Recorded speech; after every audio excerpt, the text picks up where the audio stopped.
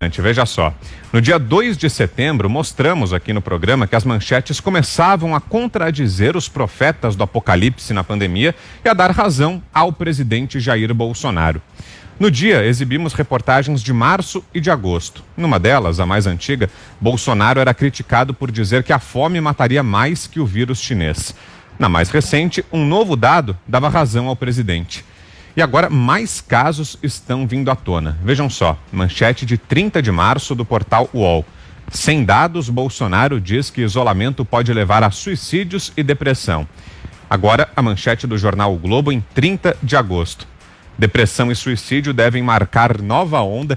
31 de agosto, essa é a data dessa manchete aí. Depressão e suicídio devem marcar nova onda da Covid-19. Um outro exemplo, dia 4 de abril desse ano, portal UOL. Sem comprovação, zinco e vitamina D devem ter impostos zerados pelo governo. E agora, revista Veja, 3 de setembro de 2020. A manchete, falta de vitamina D pode aumentar o risco de Covid-19, diz novo estudo. E aí, Fiuza, significa que o presidente tinha razão em várias das observações que ele fez lá atrás, é isso, Fiuza? Eu não sei se ele está coberto de razão em todas as vezes que ele questionou as diretrizes dominantes no mundo, mas eu acho que ele intuiu que essa medida do isolamento horizontal, como se chamou, né, de um trancamento total, tomada talvez inicialmente como uma forma muito conservadora, né, de você praticamente eliminar riscos, achando, né, uma premissa falsa, a gente sabe hoje, né, que não eliminou risco algum jogando todo mundo para dentro de casa, mas poderia ser, né, de boa fé. Veio da OMS, né, mais uma vez, essa entidade que se perdeu absolutamente, né, ao longo da pandemia, que se contradisse diversas vezes. A gente vai falar dela hoje de novo em relação à retomada das aulas. Ela, cada hora, fala uma coisa, mas naquele momento era a OMS. Em outros momentos da história, a OMS já foi a referência, né? Já ouvimos muito a OMS. Temos aí pela frente, por exemplo, as questões de vacina, né? Você vai esperar, vai confiar em quem, né?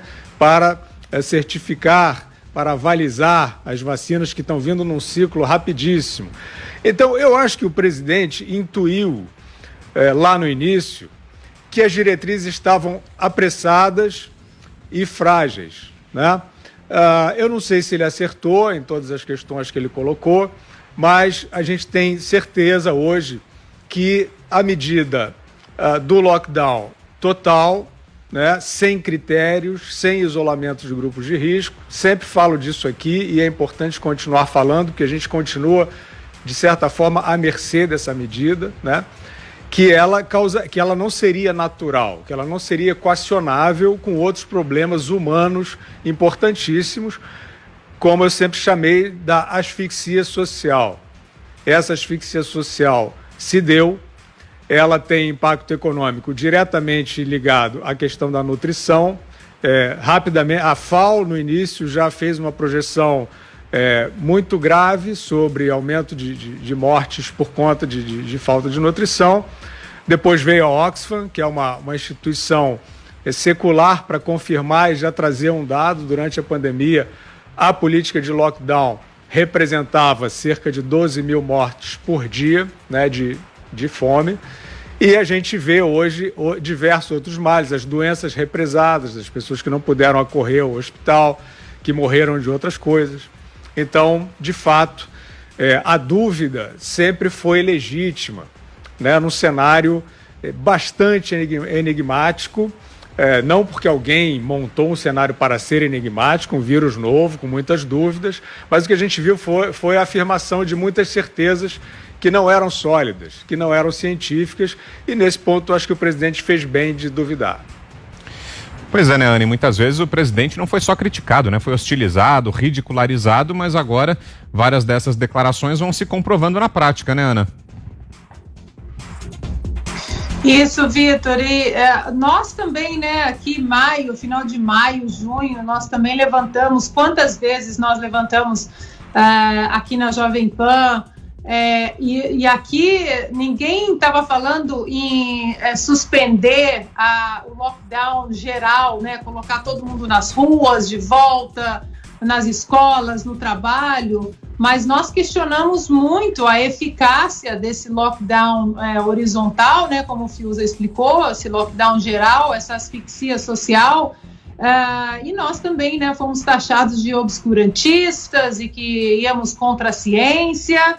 Enquanto isso, outros cavaleiros apocalípticos aí, e aí com grande destaque em vários jornais, davam como certo a morte de 1 milhão de pessoas em agosto, né? Nós agora estamos em setembro, e até agora, né, esse número, graças a Deus, não aconteceu.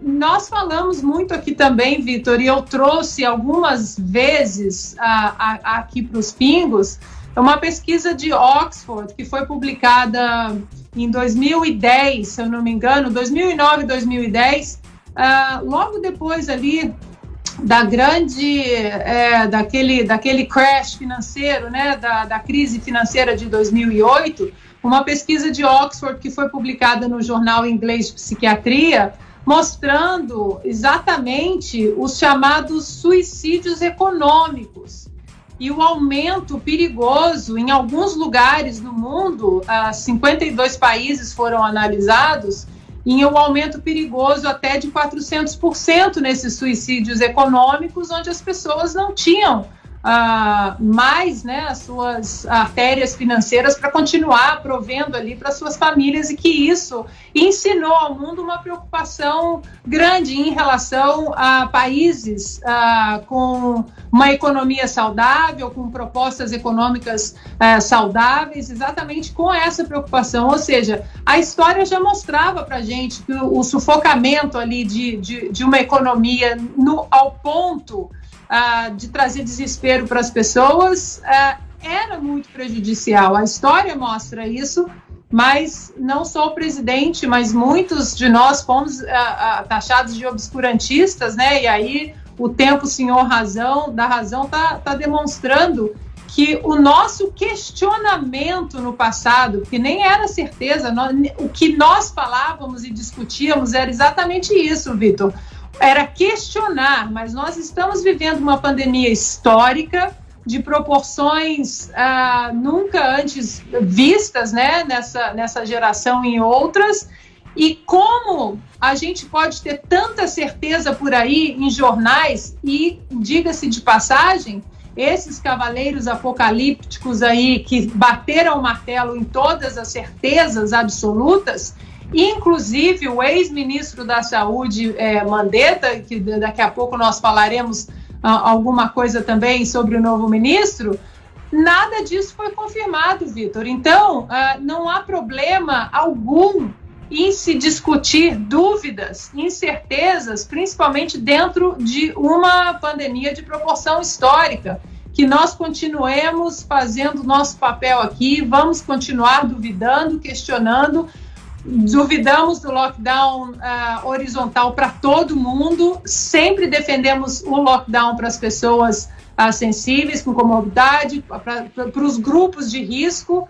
Agora temos que começar a questionar também a abertura das escolas. As crianças estão há 6 meses dentro de casa, isso está afetando o desenvolvimento infantil, não só no Brasil, mas no mundo. Vamos continuar questionando, sim, vamos continuar questionando a abertura da economia, vamos continuar questionando a vacina, a eficácia do uso da vacina, do uso das máscaras. O nosso direito como cidadão é de questionar, sim. Nessa pandemia histórica, Vitor, quem tem certeza de tudo está mentindo.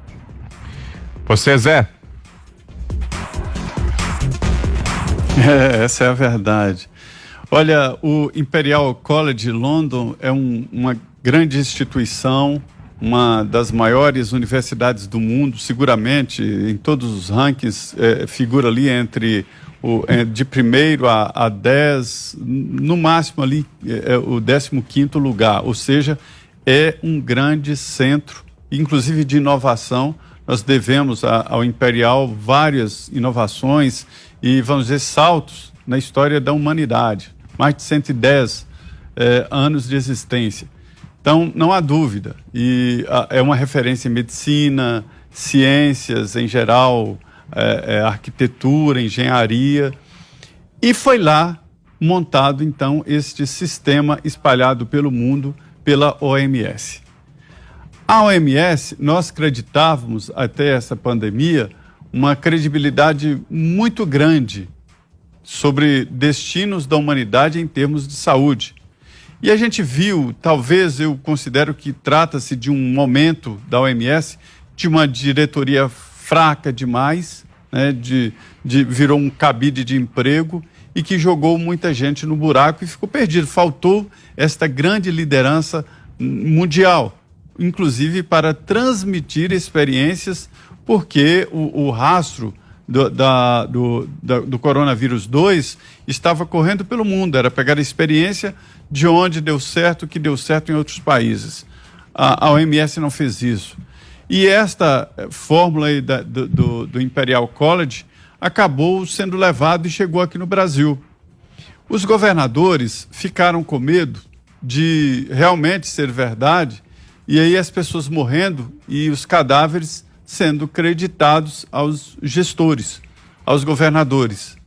E aí o primeiro foi aqui no Distrito Federal, Ibanez Rocha, que ouviu a OMS, natural, né? A OMS naquele momento era a palavra.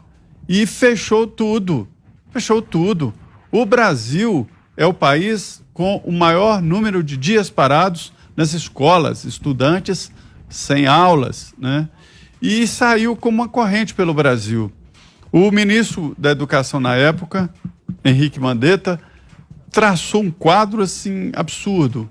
Foi ao presidente Jair Bolsonaro e disse: olha, os carros do Exército vão buscar corpos nas ruas, desse jeito. Aí o presidente Bolsonaro não acreditou naquela possibilidade. Ele ouviu, evidentemente, não é da cabeça dele, ele ouviu outras versões. E entre outras versões, estava ali Osmar Terra, que era ministro da Cidadania, e que mostrou como funciona uma epidemia e como funcionaria uma pandemia que acabou se transformando. Ele era secretário de Saúde do Rio Grande do Sul e pegou H1N1. Chegou ali pela Argentina e começaram ali a morrer pessoas, e inclusive profissionais de saúde. Ele imediatamente fechou tudo e mandou pesquisar, analisar, e chegou à conclusão de que se tratava do H1N1. E ali foram tomados cuidados e tal. Qual era a receita? Não é possível fechar uma escola onde não exista nenhum caso. E houve.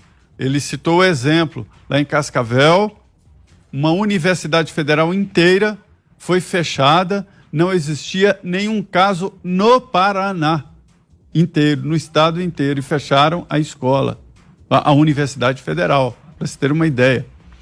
Era um vírus perigoso? Era. E lá no Imperial College mostrava exatamente como era a transmissão, uma possibilidade de transmissão muito alta, a letalidade nem tão alta assim, mas a transmissão muito alta que possibilita o aumento do número de mortos, né? E aí isso se alastrou pelo Brasil.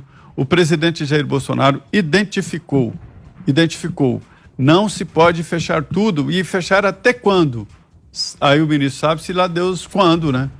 Agora imagina, um país inteiro fechado durante 1 ano, 2 anos. Isso não é possível. Isso não é possível. E mais, o próprio ministro Osmar Terra vaticinou.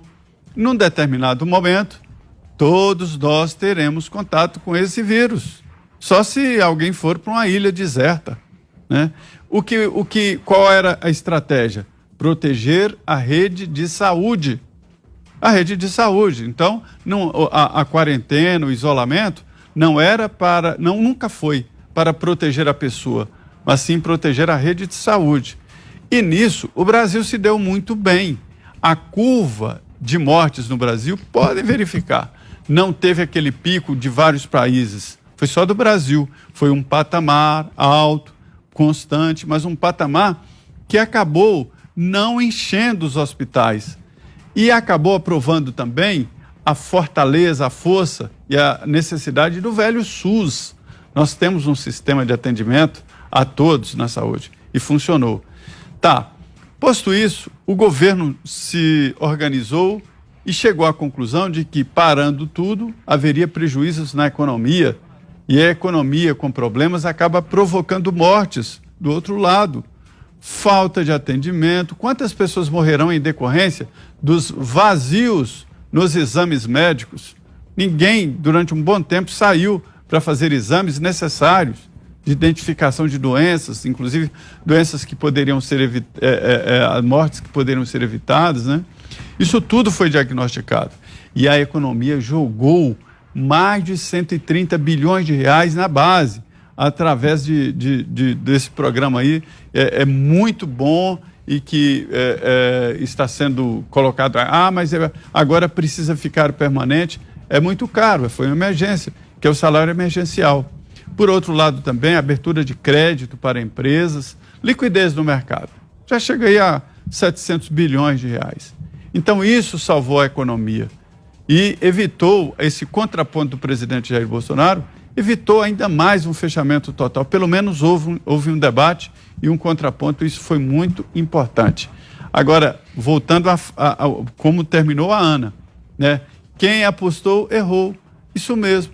Errou o Osmar Terra, que achou que ia ser como a HN1, né? Agora nós já passamos de 130 mil mortos, 132 mil mortos, né? Mas também não foram os 2 milhões que alguns profetas do caos falaram no início da pandemia. E a história é essa. Agora já chegamos a um ponto que mesmo, não acabou, é preciso tomar os cuidados, distância. Mas veja bem, por que fechar uma escola sem nenhum caso no município? Imagine, sem nenhum caso na escola. A receita era fechar a escola, se houver um caso numa sala, fechar a sala.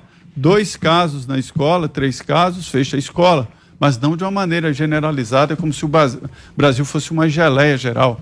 Gente, cada cidade aqui no Brasil tem as suas características, né?